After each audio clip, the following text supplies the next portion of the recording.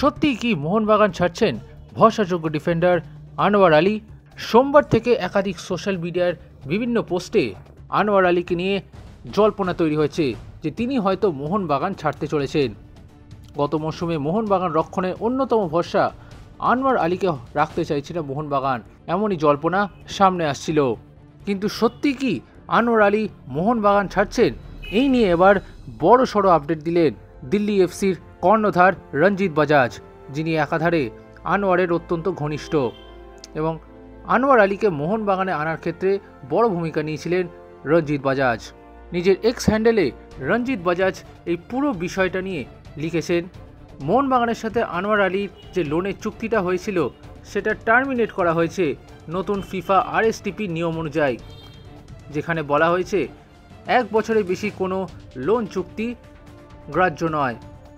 তিনি আবারও দিল্লি এফসিতে ফিরছেন এবং ISL এ পুরোপুরি পার্মানেন্ট চুক্তিতে সই করার জন্য মুখিয়ে রয়েছেন।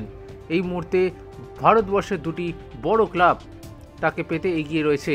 আগামী 24 ঘন্টা অত্যন্ত গুরুত্বপূর্ণ হবে, এর থেকে বেশি কিছু বলতে পারবো না। বলা বাহুল্য, আনোয়ার আলী 4 বছরের লোনের চুক্তিতে দিল্লি এফসি থেকে মোহনবাগানে এসেছিলেন, কখনো পার্মানেন্ট চুক্তিতে তিনি মোহনবাগানে আসেননি, যার ফলে ফিফার নতুন নিয়ম অনুযায়ী আনোয়ার আলীকে ফিরে যেতে হচ্ছে দিল্লি এফসিতে।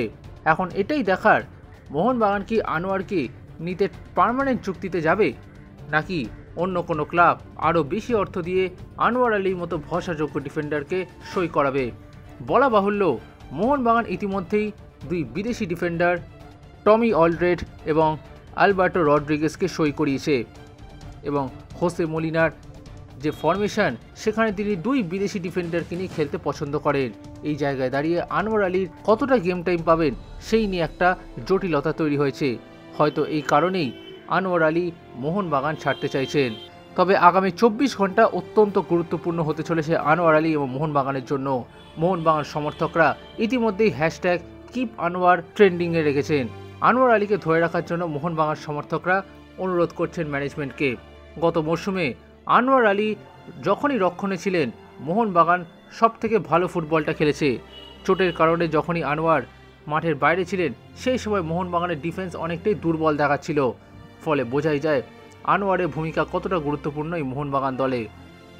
এই পরিস্থিতিতে আনোয়ার আলী কোন ক্লাবে সই করবেন নাকি মোহনবাগানেই থেকে যাবেন সেটাই এখন দেখার।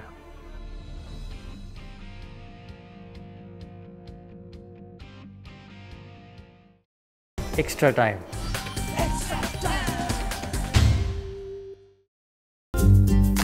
লেটেস্ট নিউজ আর এক্সক্লুসিভ ভিডিওর সঙ্গে আপডেট থাকতে এখনই সাবস্ক্রাইব করুন আমাদের ইউটিউব চ্যানেল। বেল আইকনে ক্লিক করতে ভুলবেন না যেন।